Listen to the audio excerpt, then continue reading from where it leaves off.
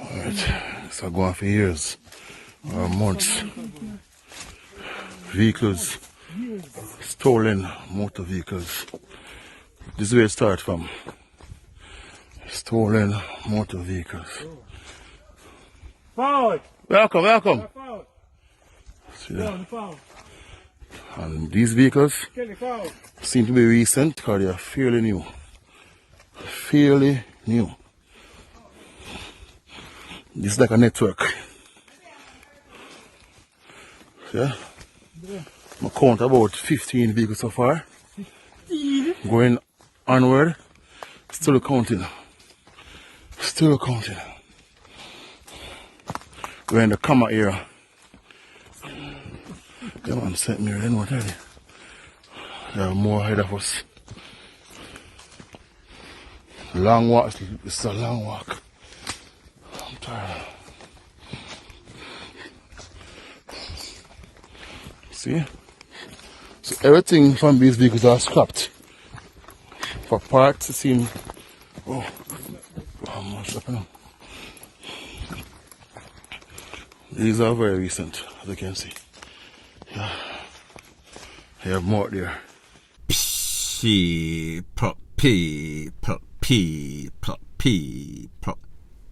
Que pasa, suck, see what they do. Welcome to Crime Time News, where the difference is in the meds call it news with a buzz. So the St. Mary Popo, they have uncovered a massive car stealing ring. They located a couple of dozens, 30-something vehicles or so, and still counting. This all occurred in St. Mary, Rocky Hill Retreat to be specific. I am going to let you hear what the ACP Assistant Commissioner of Popo, Calvin Allen, who is in charge of the investigation in the area, had to say about this, and then I am going to give my piece. Tracking that vehicle because the owner did engage at modern technology. And the tracking of that vehicle led into the hills, into these bushes, and this is what we have uncovered, this massive stolen motor vehicle ring that is taking place. So far, over 35 vehicles have been counted. You can see clearly as to the dismantling that has taken place. And so we have engaged so far all the critical and specialized arms of the JCF, CTOC, to be included on this stolen motor vehicle unit, so as to ensure that all investigative procedures are engaged, the necessary evidence gathered, and we will follow these evidence to wherever it leads us. We're not going to leave any evidence to chance in terms of ascertaining exactly where these parts are, who is collecting these parts, and what is being done. So all aspects of the investigating arm will be used in this massive find, and I want to commend the team that responded so quickly to that situation. Now people, when you listen what this ACP is saying, and when we've seen all of the reports of vehicles being stolen, you yourself that is listening to this video right now, I am going to assume that maybe about 70% of persons listening to this video, could be more, could be less, not scientific, me just say a whole bunch of people. What this shows you is how widespread it is. What this shows you is that these people are on a rampage. Have you noticed that a lot of times you are driving locally in a little district or upon the main road, and the amount of vehicle parts, places, business that you see, it is more than the amount of vehicles that in a Jamaica. You have to wonder which part these people get these parts, because whenever you go and you buy scrap for any sorts of parts, any sorts of car, it is supposed to come from some sorts of car that is in some sorts of ACCIDENT, and it write off. However, certain parts of the vehicle go to scrap, certain parts of the vehicle end up in these auto parts place, used parts. The truth and the fact is that maybe 80%, and again, this is not scientific, is coming from stolen parts. So therefore you have people that are fencing people's stolen parts. You have dealerships that put in orders to criminals for specific parts. So therefore, if you have a Mark X and you chop down the place and somebody thief your car or thief part of your car and you want it back, you can go to several of these businesses and put in some sorts of order.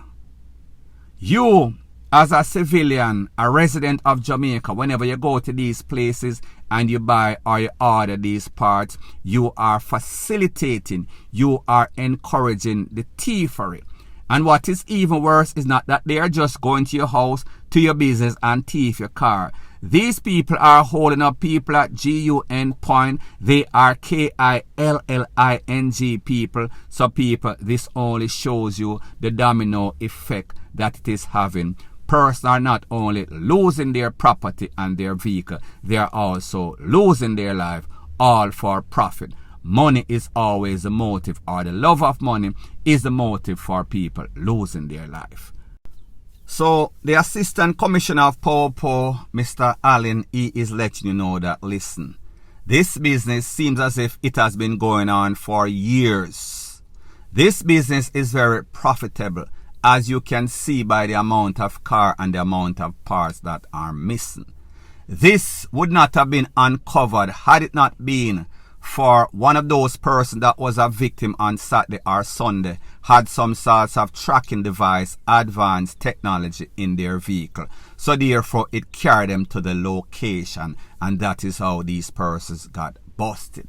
So therefore he is recommending that if you're going to buy any sorts of vehicle, also invest in protecting your vehicle with some sorts of advanced technology, as in the tracker or something else in that effect. Point blank and period. Further on in the news, it is called Satan is in custody. Satan was locked up by the Popo. Now a couple of hours ago I saw an article in one of those newspapers and it said Satan is arrested, and it kind of piqued my curiosity. I wanted to know who is this Satan and what is his deeds. What would make him get such a name? Based on the information, it is said that 33-year-old Keran Daly OC Satan from Beacon Hill, he was charged for robbery with aggravation, extortion, assault at common law, malicious destruction of property, and also being armed with a lethal weapon, being a ratchet knife, 5-star or 7-star ratchet knife. Based on the information and based on what the complainant went and filed a report at the Popo station, it is said that this man was assaulted, confronted by Mr. Satan himself. He was juke up a couple of times with said ratchet knife. His tires were also slashed, and he was robbed of approximately 30,000 Jamaican dollars. He was charged for extortion too. Sorry, did not mention that charge. Now people, we have come to the realization that a lot of these criminal elements in Jamaica, them feel entitled, they are delusional. They think within themselves, they justify their action that, listen, me just do my job, I work, and a chicken, me a jerk. They are just letting you know that they are following the protocols of what their job description says. They are extortionists, so therefore them are extort people upon a daily basis. And if, when they come for that extortion money, because apparently this must have been the motive, they confronted this complainant and said they want X amount of dollars. He refused. He might give him some sorts of lippings. So therefore him get a couple of juke up in the chest from the 7-star or 5-star ratchet. He then slit his tire and then took $30,000 from him. However, that person, after he was rushed to the hospital, went to the Popo station, filed some sorts of complaint, and they pick up Satan. Hopefully, the Popo can send Satan to his destination, which is hell, meaning the afterlife, for his action. Because if them let him back out, he is going to do the same thing. However, we know that these judges in Jamaica seems to be on some sorts of sympathy party. So therefore, don't be surprised if you see Satan back on earth, meaning hell on earth. Point blank and period. Further on in the news, it seems as if the job title of some of these politicians in Jamaica is BEAT and teach, and even take away the life of their partner, whether it is baby mother or whether it is wife. We've seen a couple of disturbing examples over the past months or so. I am speaking about one such former PNP councillor. His name is OSHANE GAYLE. He is a part or aspiring politician for the Lacovia division, which is in St. Elizabeth's. It is said that yesterday he was freed of all sorts of ASSAULT charges that he was charged for against his wife or girlfriend. He was charged on October 29, 2023 for ASSAULT occasioning bodily harm after hitting his partner in some sorts of domestic disputes. However, the partner in which he shares a child with, she went to the court and she told them that, listen, we have kind of reconciled our differences and I no longer want to push this case in the court. His lawyer then added that his client is remorseful. His client is looking forward to serving the people of St. Elizabeth's, because the people of St. Elizabeth needs good political representation, and he think that he is one such person. Now people, I happen to be in the courts, or when these people, the couple, was discussing their differences and coming to some sorts of amicable agreements. I am going to let you hear what it might have sounded like, or what the reenactment might have sounded like.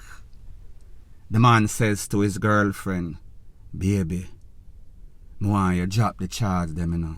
I'm sorry. If you lick you with the board or lick you with a half a brick. But you know that we need to step up. We need to come on up like the Jeffersons. Politics is the meal ticket. We can make a whole bunch of money. You and I could be okay. I just need you to agree that you are going to drop the charges.